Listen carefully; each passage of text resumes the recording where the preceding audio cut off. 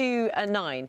And while Dan's been in Coventry this morning focusing on the coronavirus vaccination programme, Breakfast Graham Satchell has been actually down the road in Rugby, where doctors are trialling a new treatment for so-called long COVID. And it's something that will be familiar to anyone who is into scuba diving. And Graham can explain. Good morning. Yes, morning. Scuba diving because I am in a hyperbaric chamber in Rugby, and this is normally used to treat divers who've had the bends. We have oxygen tubes here, and they delivered pure oxygen under high pressure in this pressurised metal tube.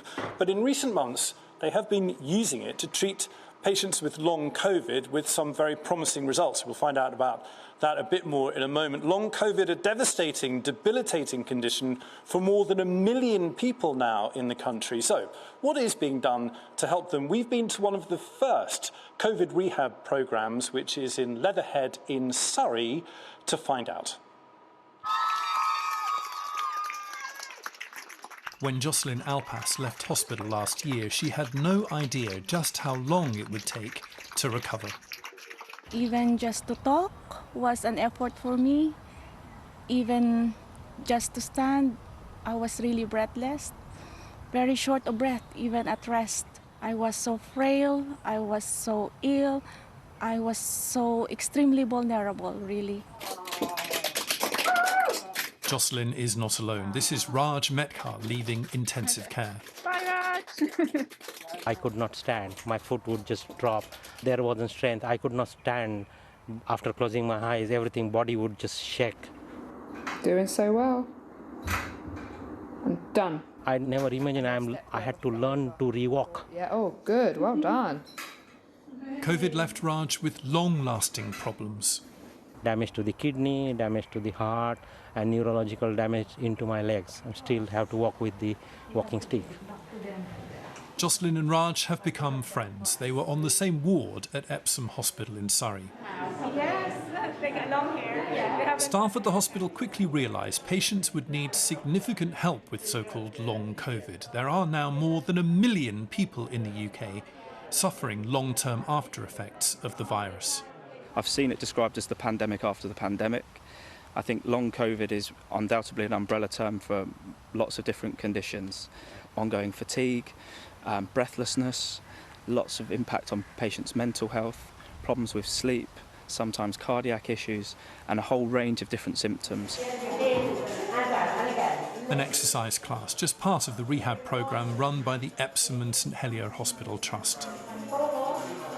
To come here, it opened my mind to see how young people were. You've got young, they look really fit. You've got my age, 50 odd, but you know, the different ages. This virus takes anyone. It will take anyone as a prisoner. Bernie became seriously ill at Christmas. Long COVID has taken all my confidence in the sense that I've been so frightened to jog, I've been so frightened to even walk. My other half had to hold me physically to walk up to the end of the road, and I thought, come on, Bernie, you know, you've jogged 5k, why can't you do this? So lots of people tell us about feeling anxious, perhaps a bit low in mood.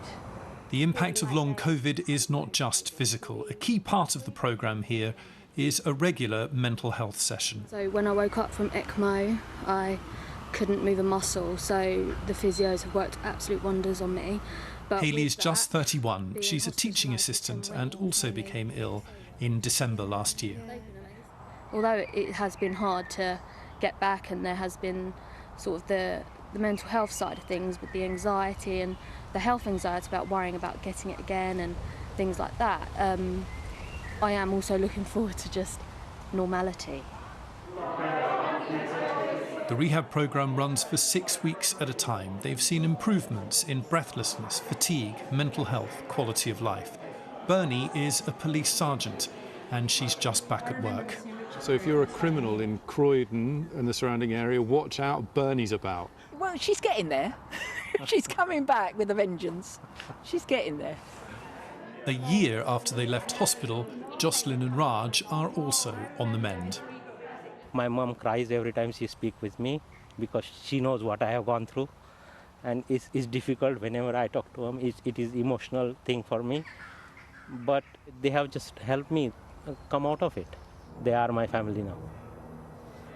Jocelyn is a junior sister at the hospital where she caught COVID and eventually became a patient.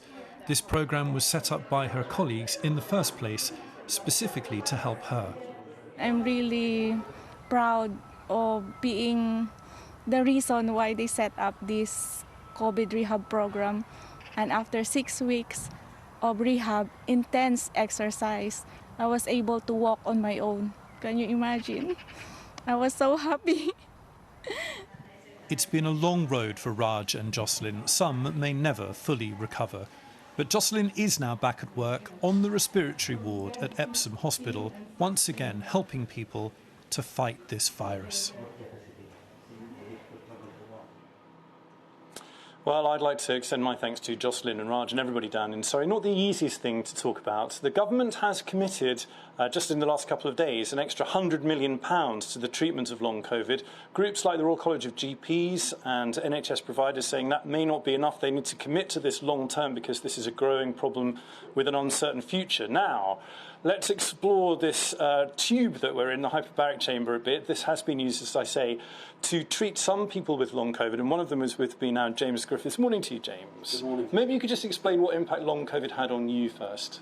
Yeah, long COVID really stopped me doing a lot of things that I'd like, really cut down a lot of my sort of such a debilitating illness.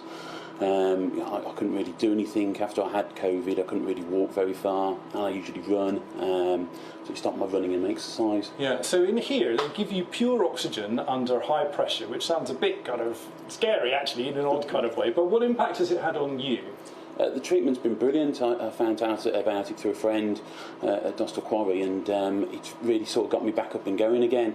I see my brain functions better, and I'm back running again, which I didn't think I was going to be able to do. Yeah, amazing. So also with this is Dr. Tim Robbins, and you're leading this sort of research study. Can you explain to us how it works? So the theory really is that patients sit in this chamber, they have normally 10 sessions, and they breathe high concentration or pure oxygen under pressure, and that has really had a transformational effect on the patients that have been through the treatment so far. What about, so James has told us, but what about other patients? What difference has it made? So a lot of them haven't been able to work, they've been signed off sick, they haven't been able to drive, they've sometimes struggled to walk, and they've been completely transformed by that and able to come back and get back to those activities that are so important to them. It's been really quite emotional seeing it. Yeah, there are 11 of these chambers around the country. You think this is something they can scale up? I think so. Our next steps here at UHCW are to start a trial to understand this in more detail. We'll be doing that soon and releasing some more data, and I think this can be a really important option for transforming people with really severe long COVID across the country. Tim, James, thank you both very much indeed. That's it. Well, a slightly positive and interesting sort of technical innovation here that may help patients